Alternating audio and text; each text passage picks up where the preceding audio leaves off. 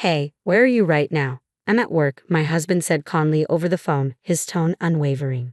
He's lying. You're right here in front of me. To deceive me so easily. Well, I have my own plans now. I'll make sure you regret this. I'm Karen, 33 years old. After college, I landed a job at a multinational corporation. My dream job. The pay is good, but the work is demanding with frequent international business trips. At this rate, my job might become my lifelong companion. When I was 29, feeling anxious about the future, I attended a mixer at a friend's invitation. That's where I met my husband, Mike. Mike is the same age as me and works a steady 9-to-5 job. Unlike me, he doesn't travel or relocate, which means I end up earning more. When the prospect of marriage began to seem real, he hesitated, asking, Karen, do you really think I can make you happy with things as they are? Why would you doubt that? Because I earn more. It's just, I don't mind at all. I'm with you because I love you, Mike. I feel the same way, but are you sure you're okay with me? His uncertain look was endearing. I met his gaze and spoke from the heart. I want you, Mike. It's you I love, not anyone else. Karen, thank you. I want to be with you too. A month later, he proposed. That fall, we had a beautiful chapel wedding surrounded by friends and family. Despite my busy schedule, I was incredibly happy enough to overlook any hardships. Nearly 2 years have passed since then, and our life together has been blissfully smooth. With our age, it was time to start thinking about having children. That's what I was starting to consider. One day, I came home from work to find Mike, who should have been home before me, missing. Mike? I called out, searching through the rooms, but he was nowhere to be found. Noticing his shoes were missing by the front door, I checked my phone for messages or missed calls. There were none. What's going on? He always comes home before me. If something had happened, he would have at least sent a message, right? Did something happen to Mike? With growing concern, I dialed his number, praying for the best. The phone rang 3 times before his familiar, carefree voice answered. Hello. Mike, are you okay? Okay. What's going on? I just got home from work and you weren't here. There were no messages, so I was worried. Are you alright? Oh, sorry, I'm working overtime today.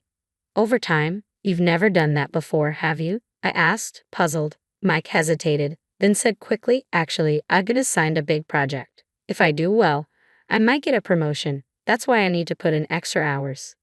A promotion? That's fantastic. Yeah, so I'll probably be working late more often. But don't worry about me. See you later. Wait. Hold on, Mike. But he hung up before I could say more. Despite his abruptness, I felt a surge of happiness.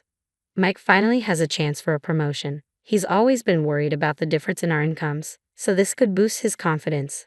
I don't mind his current salary, but a higher income would certainly make our lives more comfortable, especially with the prospect of children in the future.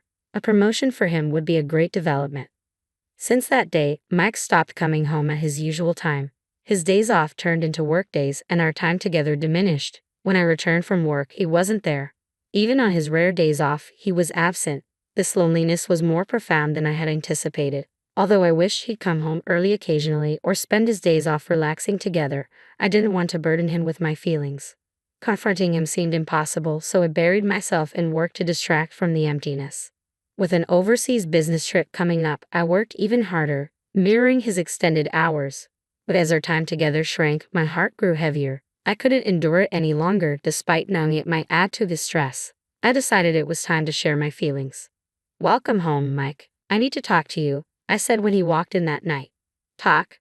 Does it have to be today? I'm really tired. I was caught off guard but didn't want to give up. I'm sorry, but it's important. If you have something to say, make it quick. I need to get to bed early for tomorrow's work. But tomorrow is Saturday. Aren't you taking the day off? I urged, hoping he'd relax at home. Enough already, you're nagging. Can't you see how busy I am? Is it fun for you to bother me? That's not what I meant. Please just stop. Do you not understand how critical this period is for me? Yes, I understand. I'm sorry. His anger, which I had never seen before, shocked me. I'm exhausted. I'm going to bed, he said sharply and left the room. Alone, I trembled with fear. What just happened? I've never seen Mike like this. I understand he's busy, but there was no need for him to speak to me like that. Although my frustration was growing, I couldn't voice it. We usually resolve issues through conversation, but I was too afraid to express my feelings at that moment. As my overseas business trip approached, I had been working late nights. On this particular evening, I left work unusually late and rushed to the train station, only to find the train delayed. The thought crossed my mind that Mike might have gotten home before me, so I decided to hail a taxi. "Excuse me, could you take me to this address?" I handed the driver my apartment's address, and the car set off. During the ride, I was too exhausted to check my phone, instead staring vacantly out the window. Suddenly, I shouted, "Stop! Stop the car, please." I blinked and refocused on the scene outside. There across the pedestrian walkway was Mike walking with a woman I didn't recognize. This can't be happening. "Mike, why? You were supposed to be busy with work. What's going on?" Questions raced through my mind as I tried to process what I was seeing. I wanted to believe it was a mistake, but everything matched: his clothes, his height. They were clearly kissing on the sidewalk. My phone was out in an instant, capturing video evidence of his betrayal. They continued walking, arm in arm. As I filmed, the driver's voice interrupted. "Ma'am?" I snapped back to reality and quickly stopped recording. When I arrived home, Mike wasn't there yet. I called him, desperate for answers. The call rang on my phone, but he didn't pick up. After several attempts, he finally answered. "Stop calling me repeatedly. You know I can't answer if I'm not picking up." "I'm sorry, but I need to ask you something," I said, my voice trembling. "I'm working overtime. I'm sorry, but can we talk later?" Mike's voice sounded strained. "Overtime? You're not talking about cheating, are you?" "What?" There was a brief pause before his anger flared. After a moment, he sighed heavily. "Enough with this. How can you accuse me when I'm tired from working hard? Forget it. I'm not coming home tonight." He hung up abruptly. His reaction seemed to confirm my suspicions. I felt a strange mix of emotions, neither pure anger nor sadness.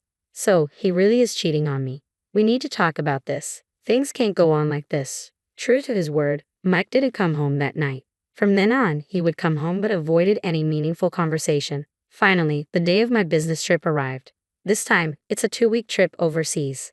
On the morning of my departure, Mike initiated a conversation. "Karen, you're leaving for your business trip today, right? Be careful." "Huh? Oh yes, thank you. 2 weeks is such a long time. I know you go on trips often, but I still find it hard to get used to it. It feels lonely." "Lonely? Do you really feel that way?" "Of course. We've been so awkward lately. I want to clear up our misunderstandings. Let's have a nice dinner when I get back." There's no way things will work out so conveniently, I thought, feeling a pang of disbelief. It seemed like a cover-up for his infidelity. Still, part of me chose to believe his words.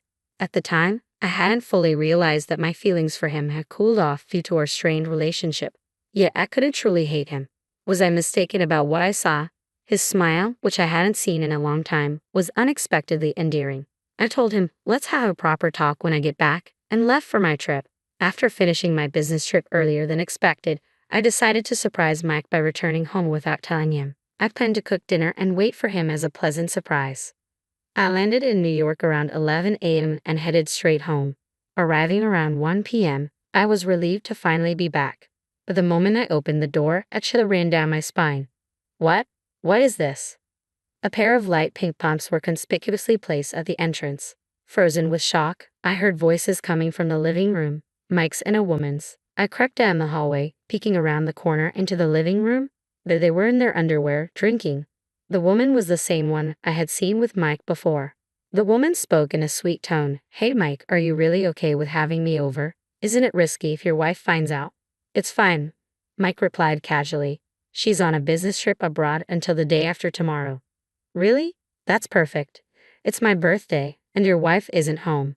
"Exactly. Thanks to that, we can spend time together at home." "Linda, you're staying over tonight, right?" "Oh, Mike, thank you for the gift." So Mike's mistress is named Linda. They embrace each other drunkenly. This couldn't be real. Just because I earn more, he's having an affair in the apartment I rent under my name? Nausea surged through me as I recorded the entire scene with my phone. Once I had enough evidence, I quietly retreated to the entrance and left the apartment. Sweat dripped down my face and my heart raced. Despite everything, a part of me still wanted to believe it wasn't true. The scene replayed in my mind, and I knew it couldn't continue as his wife. With no other options left, I called Mike, bracing myself for what was to come. When Mike answered my call with a casual, "Hello," I made sure to infuse my voice with urgency. "Hey, where are you right now?" "Huh? I'm at work, of course.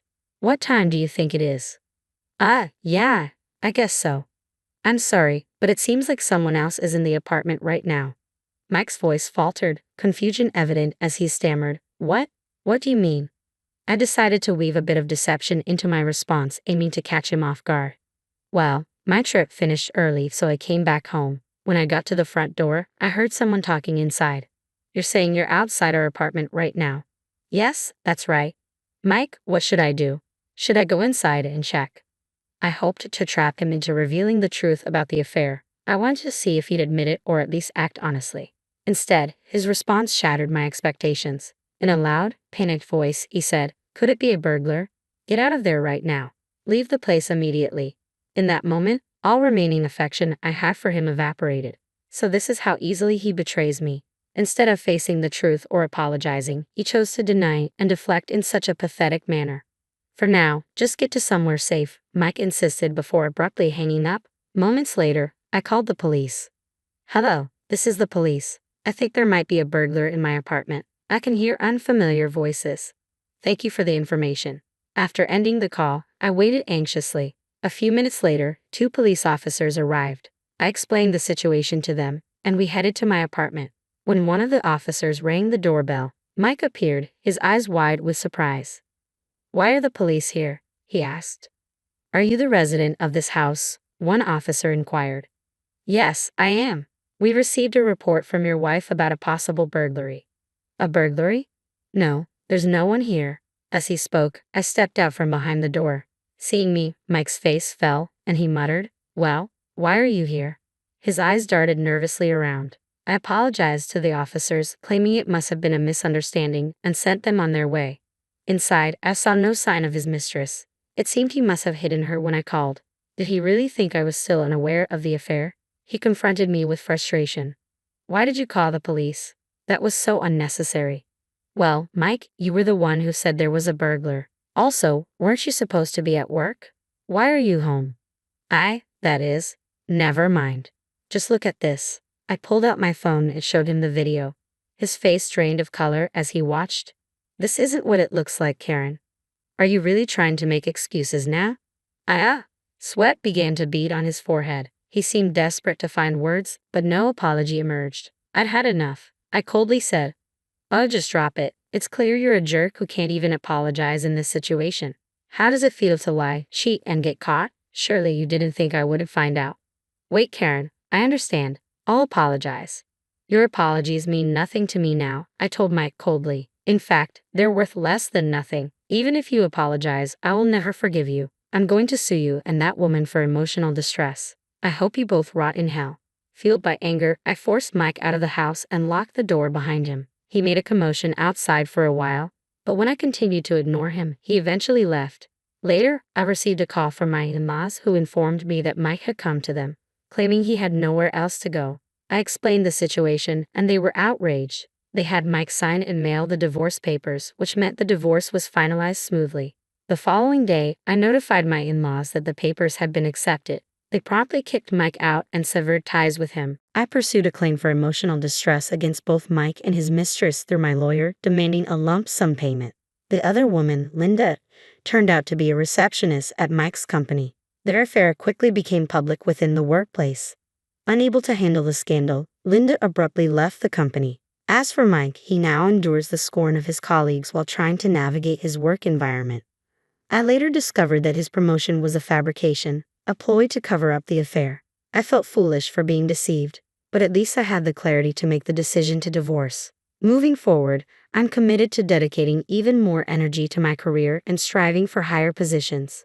I'm determined to show that happiness and fulfillment are not tied to marriage, and I'm ready to achieve it on my own terms.